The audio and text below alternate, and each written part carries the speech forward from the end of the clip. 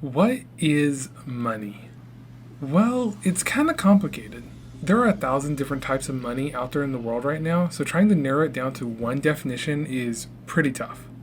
Honestly, the only definition I can come up with for money is money, an object that is given a certain amount of tradable value by people. There are a lot of different examples of money throughout history. The most common example is gold, obviously. Mansa Musa was the richest person in the history of the world, and he gained all that wealth from the Mali Empire. The Mali Empire was an important trade stop for the trade from Africa to move to the Islamic Caliphate. Here's actually a story that shows how rich Mansa Musa was. So in 1324, Mansa Musa decided to make the Hajj, or the pilgrimage to Mecca. On his trip, he traveled through Egypt. When he reached Egypt, he practically was throwing gold onto the street. Now, this is crazy.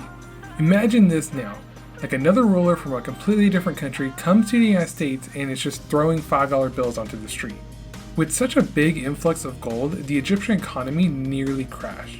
Yeah, Mansa Musa bought and gave away so much gold on his trip through Egypt that he nearly crashed their entire economy. But why was he able to do this? How could someone just go and ruin another country's economy almost just for fun? So to explain this, let's go even further back in time, to when people were just starting to live together. When humans started to live together, they found out how important specialization was for advancement. If one person was a better fisher and the other a better farmer, then having one be solely a fisher and the other solely a farmer would benefit them both by producing more food. However, let's say the fisher just gets sick of eating fish and wants some wheat. Well, they could just trade the fish for wheat and boom, easy trade. This works out on paper, but what if the farmer doesn't want the fish, but instead wants a shirt? Well, the fisher can't make shirts, so he asks the tailor if he wants a fish for a shirt. Depending on his answer, he can either go back to trade for the shirt for wheat, or he might get stuck on a whole line of trades all because he got sick of eating fish. See, this is why people decide just to use something as like a mediator. Instead of going down a whole list of trading, just use one thing that everybody wants to make them happy. Gold is obviously the popular option here, and it's used for many different reasons. It's fairly rare, but not too rare. And it's pretty durable and hard to replicate. Honestly, as long as something covers these two premises, it can be used as money just fine. Cows, seashells, silver, and a lot more things have been used as currency throughout the rest of the world. People have actually used stones as currency. On the Yap Island group in Micronesia, people were using these giant disc rocks and dragging them onto their ships and bringing them back. Using these rocks, they would actually pay and trade for different things.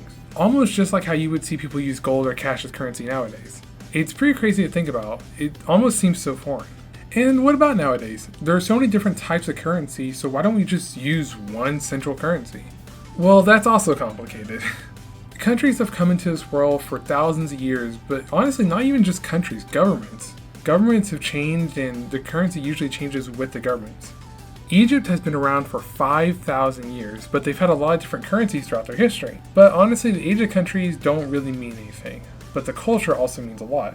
The closer you are to certain countries, the more alike you'll be. This also includes the currency. These obviously aren't the only reasons why. Actually, there is a sort of a universal currency throughout the world. It's the United States dollar. It's not completely accepted. I can't just walk into a shop in Nigeria and give them $20 and get what I want, but there are a lot of places in the world which take the US dollar. And you can pretty much exchange your money for any other type of money in the world. So that's what money is, and a little bit about its history. Using a central thing for trade allowed us as humans to advance a lot in history. This and the advancement of banking allowed for the world we have today. If you liked the video, hit the like button, subscribe to catch the next video. I'll catch you guys next time. Peace.